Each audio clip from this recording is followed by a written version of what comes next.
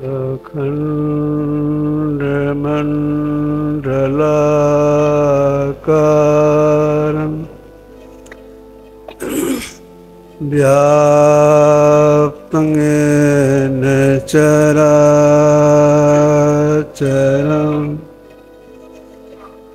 तत्पदं दर्शितं तस्मै श्री गुरुवे नमः। नमो नमो सद्गुरु नमो जासमको नवान परम पुरुष होते अधिका गावे संत सुजान धन्य धन्य सतगुरु सुखदान महिमा कही न जाए जो कछु कहा तो मेरी कृपा मोते कछु न सने।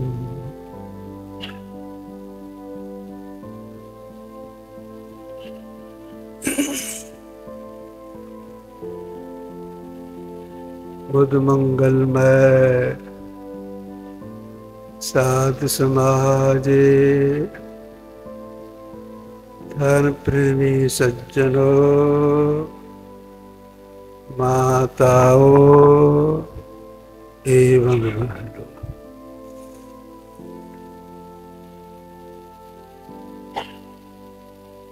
अभी सत्संग जोगे प्रथम भाग से वेद का मंत्र जो पाठ रूप में सुनाया गया, उसमें आप लोगों ने सुना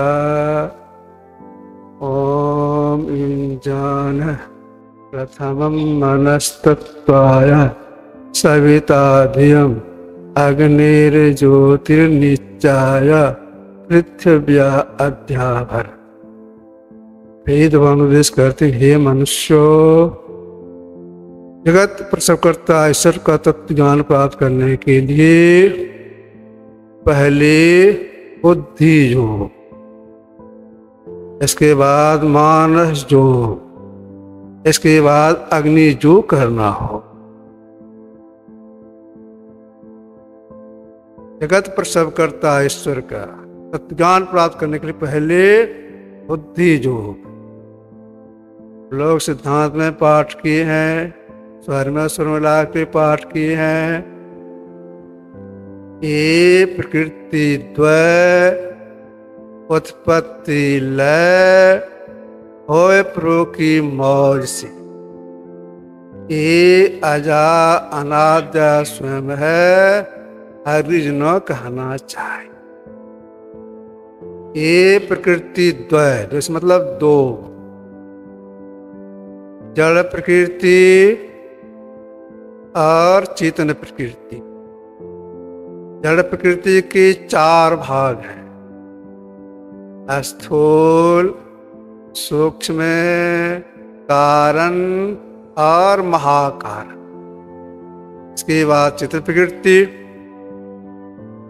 जिनकी मौज से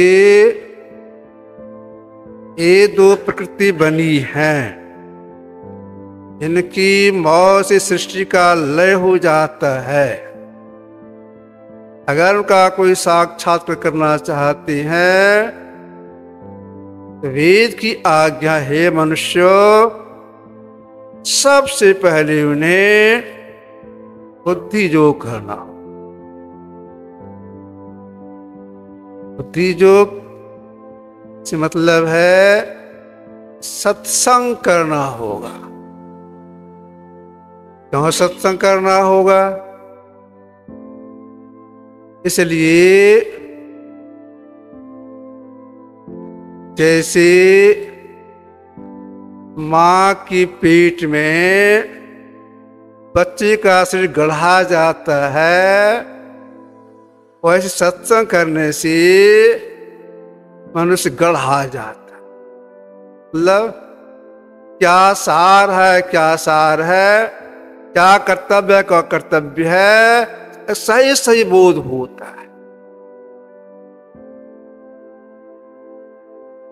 जैसे व्याकरण के पढ़ने से भाषा की शुद्धि होती है, ठीक ऐसे महापुरुषों का आसन करने से जीवन की शुद्धि होती है। इसलिए वेद की आज्ञा, हे मनुष्य, अगर आप कल्याण चाहते हैं, सबसे पहले महापुरुषों का संग। इसलिए क्या सार है, क्या सर सही से बोध हो जाएगा।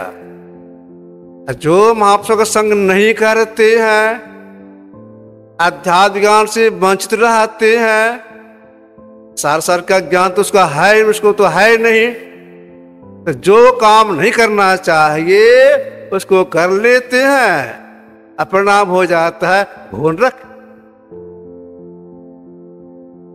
तो अध्यात्म ज्ञान के अभाव में क्या क्या गलती हो जाती है, इसका परिणाम हो जाता है घोर रख।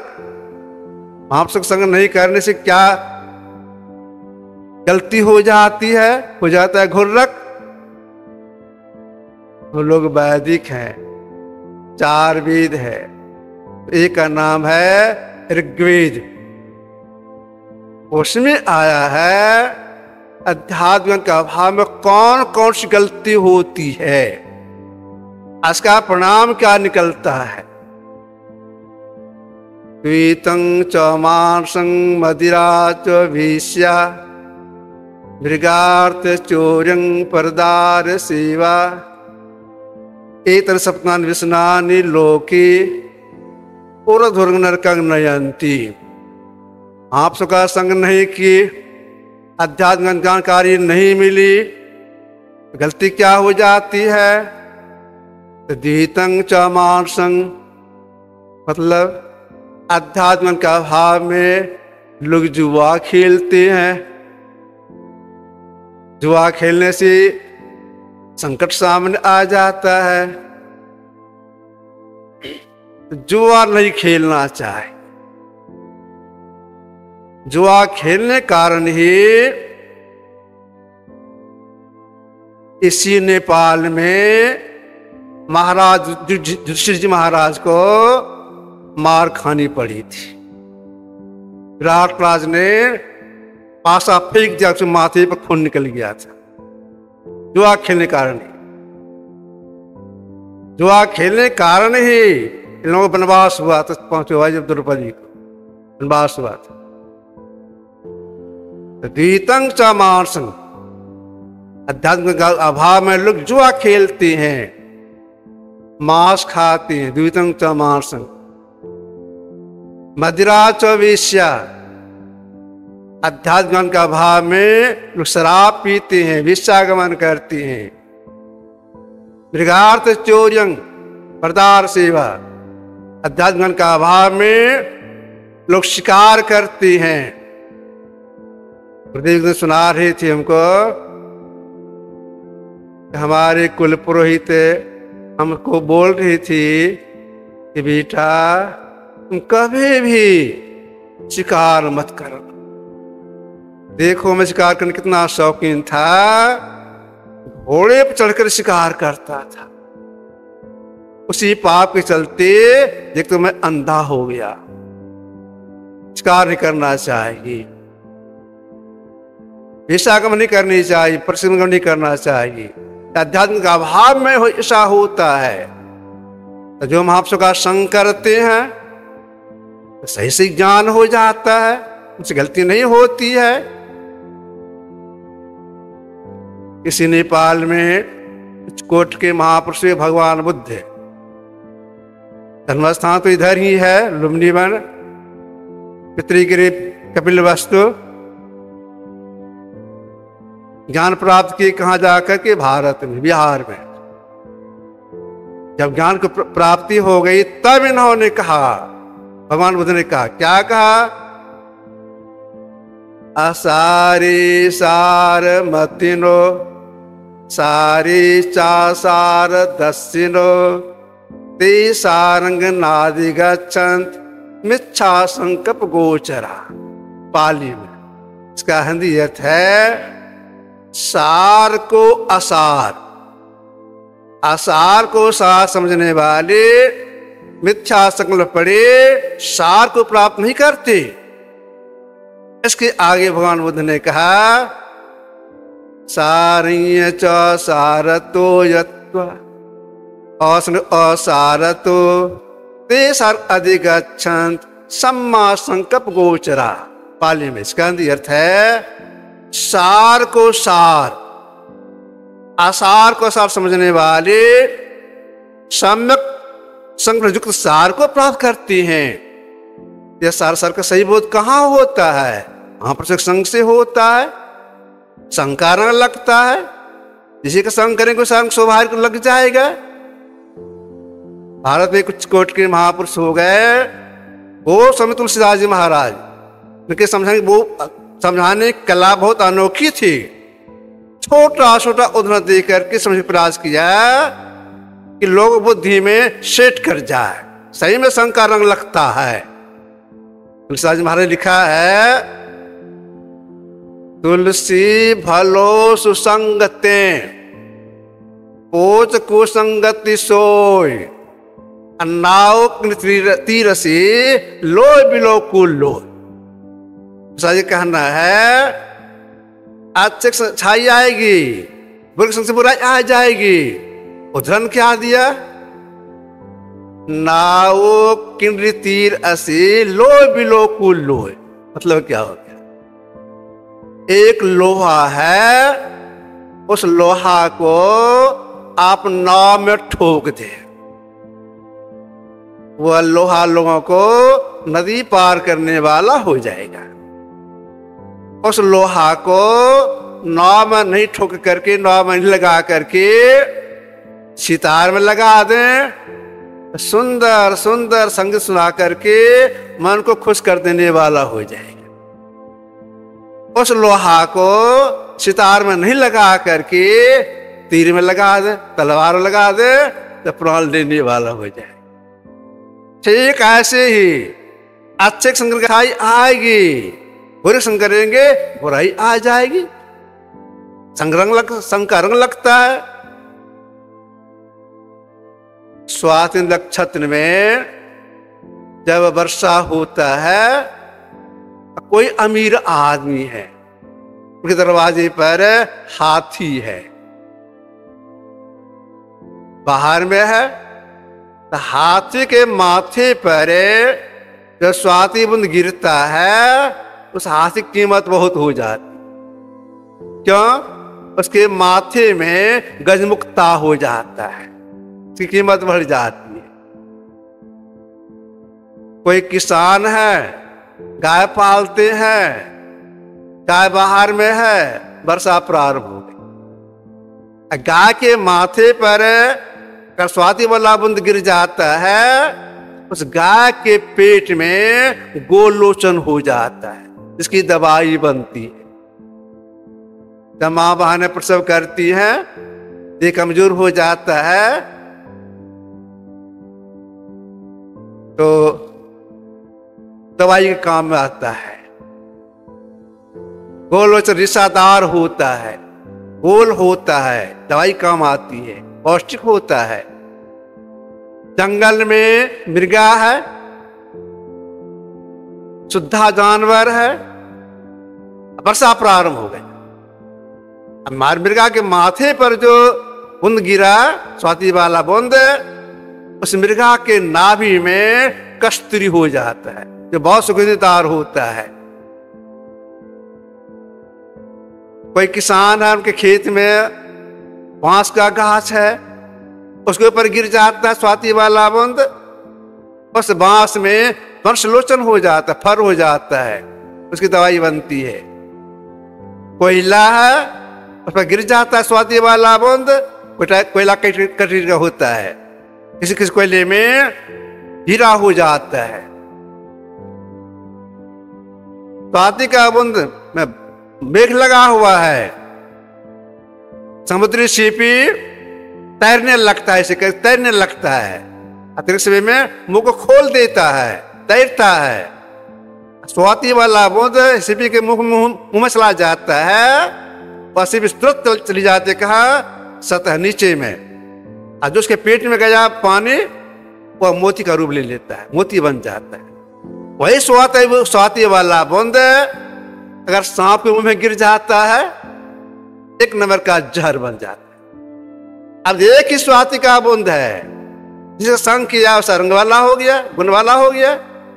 ठीक ऐसे ही अच्छे संग करेंगे अच्छाई आएगी, बुरे संग करेंगे बुरे आ जाएगी।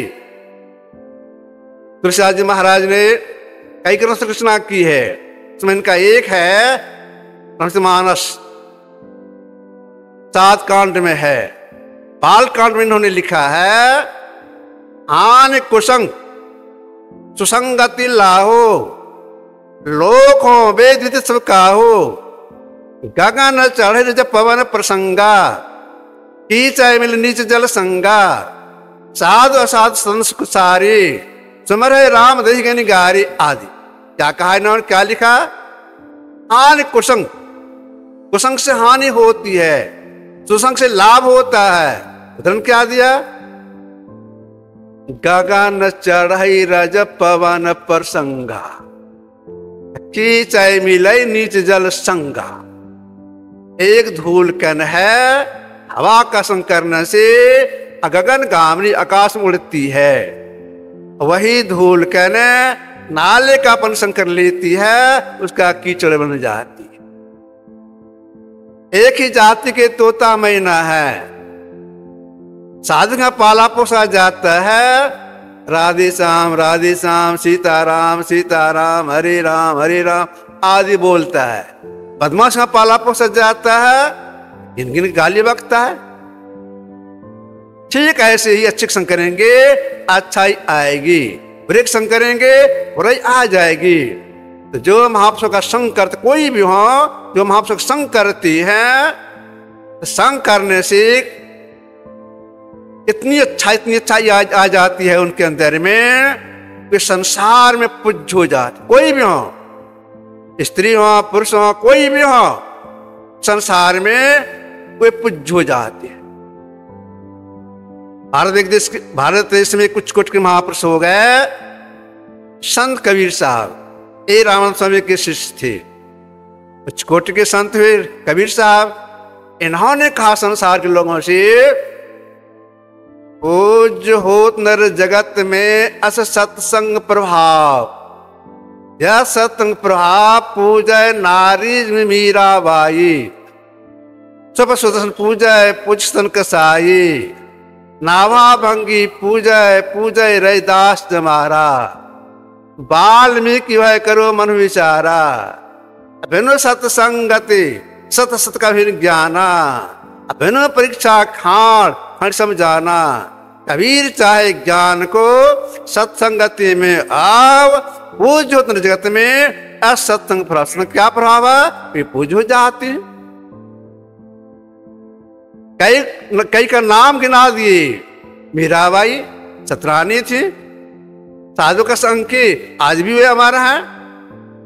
सदानंद कसाई था, मांस बेचता था, सदस्य के प्राप्त उनकी पूजा होती है। नाभाजी महाराज जाति के ड्राम थे, सत्संग के प्रभाव से आज उनकी पूजा होती है। रत्नाकर हत्यारा था, सत्संग के प्रभाव से आज उनकी पूजा होती है वाल्मीकि के रूप में। ठीक ऐसी कोई भी हो महापुरुष संग करेंगे, संग का रंग लगेगा। तो देखिए जो महापुरुषों का संग करती हैं, रंग तो लगता ही है, भीतर से आसक्ति का नाश होता। ऐसा ही बोध हो जाता है। क्या बोध जाता है? आसक्त कारण ही निज योनि जाना पड़ता है। आसक्त कारण ही जड़ भरत को मृग योनि जाना पड़ा था, या जानकारी मिलती है। आसक्त का नाश कैसे होता है? साधु मार्ग संग करने से। आप लोगों ने सुना होगा अवतार एक अवतार हो गए भगवान कपिल, इनकी माता जी का नाम था देवभूति। भगवान कपिल अपनी मां देवभूति से इस सिलसिले में कहा था, प्रसंगम जरंग पास्मात्मने कवियो विदु सौ संस्कृतो मोक्ष द्वारम पावित्रम। ही माता, वेखी जन का कहना है संग राष्ट्र जीव का अच्छेद बंधन है। अरे संग राष्ट्र संत महापुरुष प्रति हो जाए, उसका मोक्ष द्वार खुल जाए, मोक्ष द्वार उसका खुल जाए। क्यों? यह जो हम लोग अभी बाहरी सत्संग कर रही हैं, इस बाहरी सत्संग को महापुरुषों ने परमात्मा का निज अंग कहा है। तुलसीदास महाराज लिखा है विनय पत्रिका में, ये सत्संग निज अंग श्री रंग भव भंग कारण सन शोकहारी। क्या कहा? ये सत्संग निज, ये आपका निज अंग है और भाव को भंग करने का कारण है। अब जब चक्र मिटेगा उसका कारण बन जाता है जब बाहरी सत्संग। क्यों?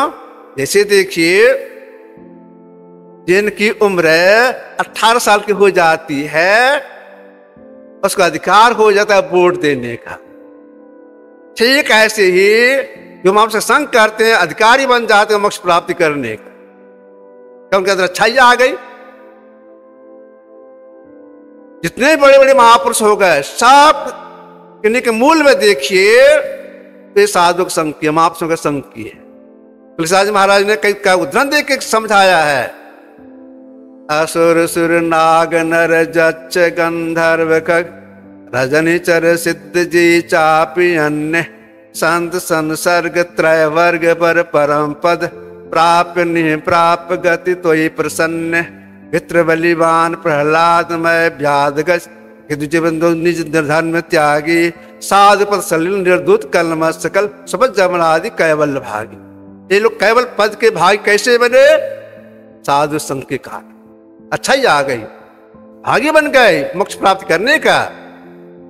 इसलिए हम लोगों को वेद की आज्ञा मान करके सबसे पहले हम सत्संग जरूर करना चाहिए, हमारे अच्छा ही आ जाए, पराई का नाश हो जाए, हम जीव का परम कल्याण हो जाए, सदा के लिए हम दुखों से छूट जाए। इसलिए वेद की आज्ञा हुई है, हे मनुष्य मानस जो कीजिए, अंतर साधना में मानस जो कीजिए और अग्नि जो कीजिए, जानकारी के लिए प्रेरणा के लिए बुद्धि जो कीजिए, अधिकारी मोक्ष के अधिकारी बनने के लिए बुद्धि जो कीजिए, लेकिन परम कल्याण हो जाए, सदा के लिए दुखों से छूट जाए। इसलिए वेद की आज्ञा है, मनुष्य मानस जो कीजिए अग्नि जो कीजिए, तो आपका परम कल्याण हो जाएगा।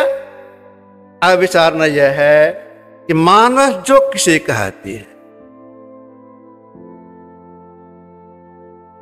मानस जो कहती हैं मानस जप और मानस ध्यान। जप तीन तरह से बताया गया करने के लिए, तीन तरह से जप, मौखिक, उपांशो और मानस। हे राम हे राम हे राम जो जपते हैं यह मौखिक। उपांशो जो मन ही मन जपा जाता है, भीतर भीतर हो, अपना कान सुने कोई नहीं सुने। मानस जप अपना कान भी नहीं सुने, मन ही मन मंत्रावृत्ति हो, यही है मानस जप। वेद की आज्ञा हुई है, मनुष्य मानस जप कीजिए। क्यों कीजिए मानस जप? इसलिए कि मानस जप करने से हृदय शुद्धि होती है।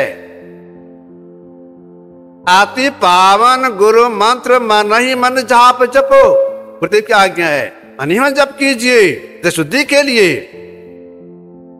अगर कोई यह काम नहीं करे, हृदय शुद्धि के लिए बद्रीनारायण जाए, हरिद्वार जाए, ऋषिकेश जाए, व्रतहार करे, आदि शुभ कार्यों करे, हृदय शुद्धि होगी नहीं।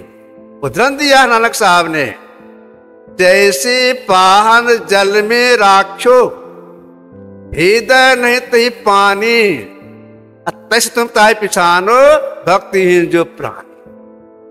इसे पत्थर को आप पानी में डुबा दें, 10-20 साल छोड़ दें, उसको निकालेंगे, तोड़ेंगे, भीतर बिल्कुल सूखा। ठीक ऐसे ही बाहर कितना भी उपाय करेंगे, तीर्थ करेंगे, व्रतवार करेंगे और कुछ करेंगे, हृदय शुद्धि नहीं होगी। हृदय शुद्धि के लिए जप करने के लिए महापुरुषों ने कहा,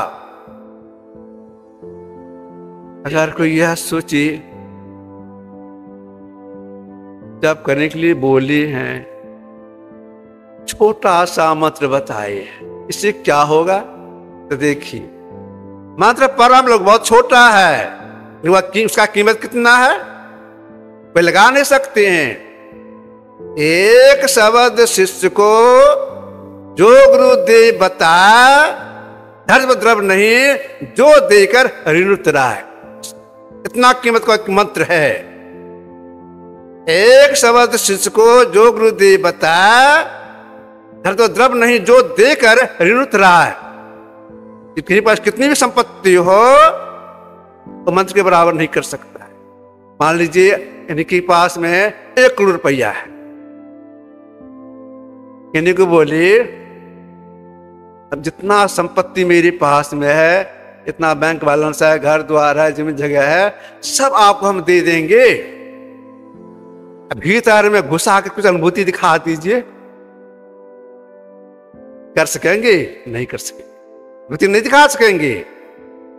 अब गुरु जो मंत्र बता दिए हैं वो समझ कर जाकर जपेंगे, जपने क्लासेस जपेंगे, जपते जपते क्या होगा? जपते जपते परमात्मा अनुभूति हो जाएगी। क्या अनुभूति होगी? एक कोट के महापुरुष हो गए चरणदास जी महाराज, जिन्होंने लिखा है, सिमरन तभी जान ये रोम रोम ध्वनि हो, कुंज कमल में बैठ के माला फेरी सोए। सिमरन तब रोम रोम ध्वनि हो, रूक आदि मंत्र अगर कोई जपेंगे, ठीक से जपेंगे, श्रद्धा के साथ जपेंगे, तो जापक से जितने रोए हैं, प्रत्येक रोए से उस मंत्र का वाइब्रेशन शुरू हो जाएगा। और जापक अपने इस कान से सुनते हैं उस मंत्र को, उस ध्वनि को, यह परमात्मा अनुभूति है। कितना कीमत का यह है, परमात्मा अनुभूति अंदर दिखाई सुनाई पड़ता है, इसलिए इसका अधिक कीमत बताया गया है।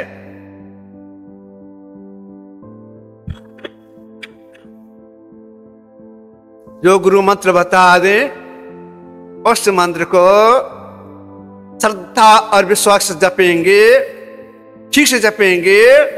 देखिए जपते जपते क्या होता है, जपते जपते हृदय शुद्धि होती है और एक विशेष बात हो जाती। क्या विशेष बात हो जाती है? एक बात सुनाता हूं, क्या विशेष बात हो जाती है। गुरुदेव एक नियम बनाए थे, रात्रि भोजन के बाद थोड़ा सा टहलना,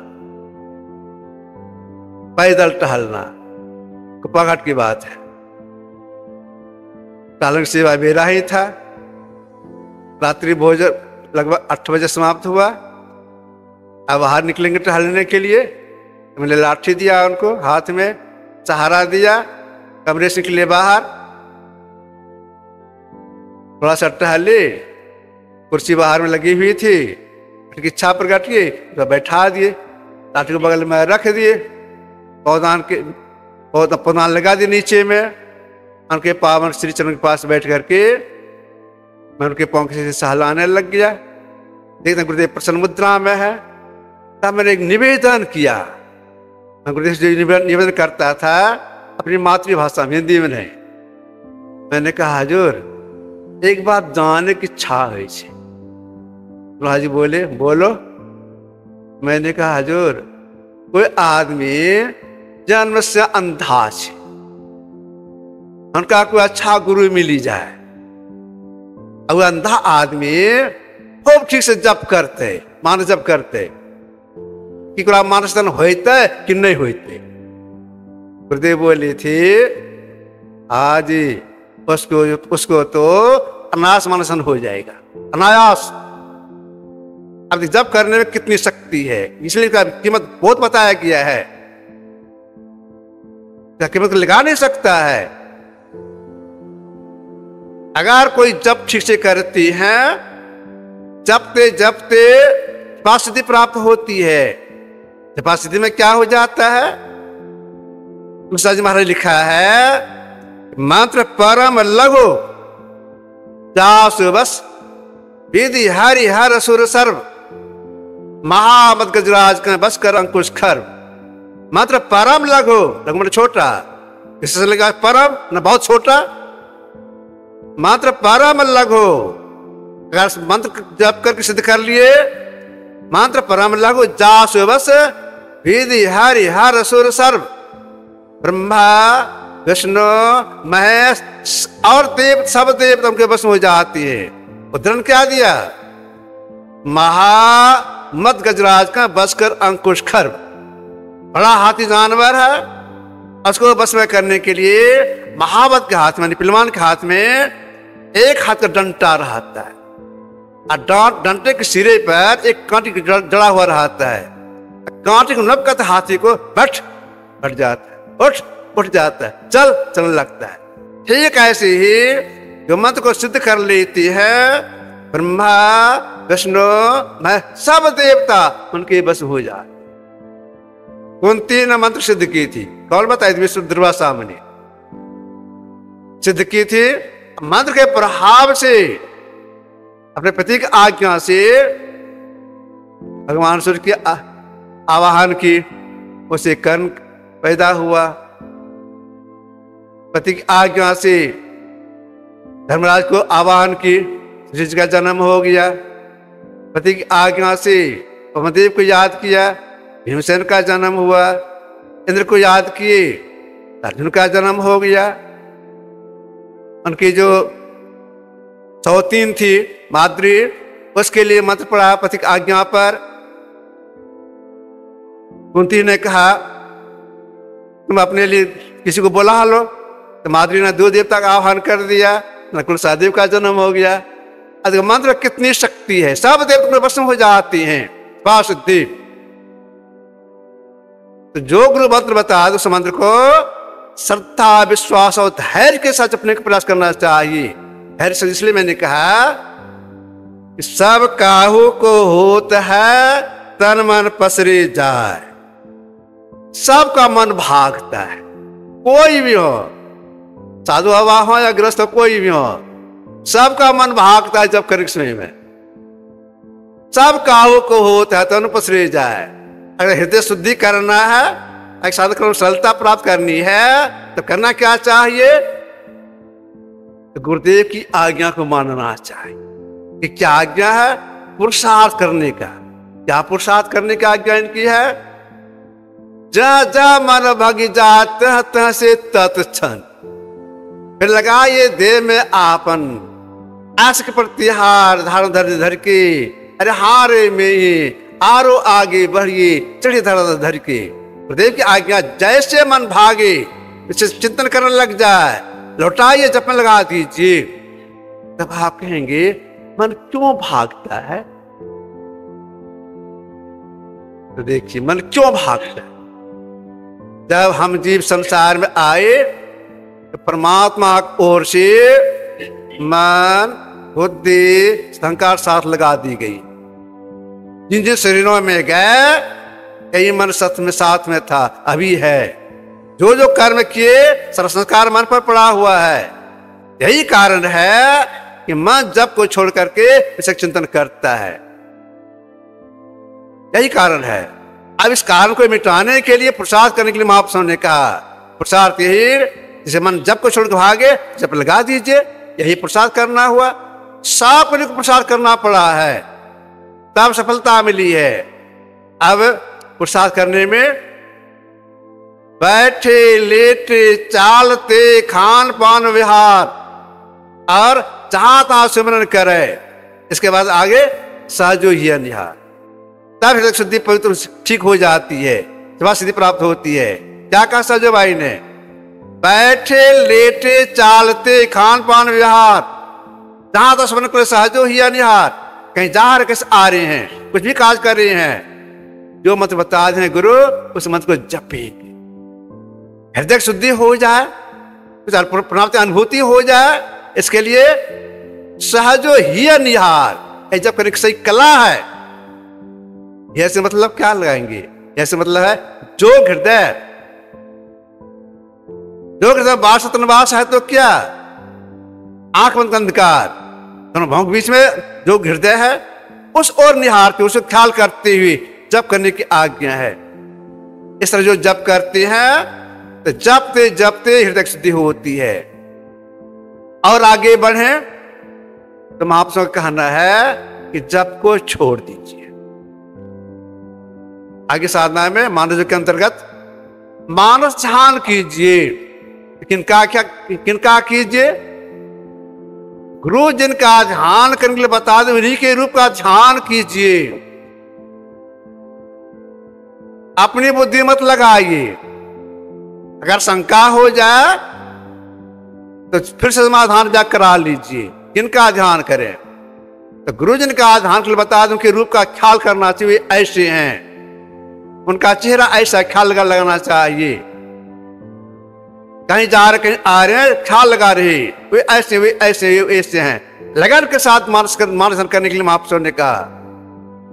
कैसा लगन चाहिए मानसन? केवल मानसन करने में गुरु हरि चरण में प्रीति हो, जुग काल क्या करे, आकाश दृष्टि हो, जंजाल क्या करे। गुरुदेव की वाणी है। कछुई पानी में रहने वाली प्राणी है।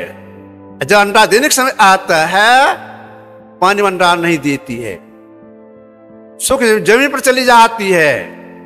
अंडा देती है, अंडे बैठती नहीं है, केवल देखती है, गौर से देखती, मेरा अंडा ऐसा है। इसके पानी में उतर जाती है, वो सोच चल जाती चारा करने के लिए, ख्याल से वो देखती है, मेरा अंडा ऐसा है। अगर समय कोई मछुआ या कोई व्यक्ति कछुई को पकड़ ले, उसको जान से मार के खा जाए, इधर अंडा चढ़ जाएगा। कछुई जीवित है, ख्याल करे मेरा अंडा ऐसा है, मेरा अंडा ऐसा है। कछुई अंडा पुष्ट होता है, बच्चा होता है, बच्चा पानी में उतरता है, और उसकी मां कछुई जहां है, जिधर है, सीधा चलता है। चलते चलते अपनी मां के पास पहुंच जाता है। तब कछुई देखती है, मेरा बच्चा आ गया। जाओ गुरु बसे बनारसी, श्री समुंदर तीर, एक पल विसरे नहीं, जो गुण हो शरीर। यहां साधक कछुई है, साधक कछुई का बच्चा इष्ट, जो याद करते हैं, इष्ट उनको दर्शन देने के लिए इस लगन के साथ करने का प्रयास करना चाहिए। एक नाम का जप, एक रूप का तो स्थूल उपासना है। सूक्ष्म उपासना में आगे कहा अग्निजोग करने के लिए। तो कैसे अग्निजोग करेंगे, कितना समय लगेगा, इस बात जानकारी सत्संग से प्राप्त होता है। इसलिए सबको सत्संग में आना चाहिए, शांत समझ का प्रयास करना चाहिए। आपकी क्षमता से रखा। श्री सद्गुरु महाराज की।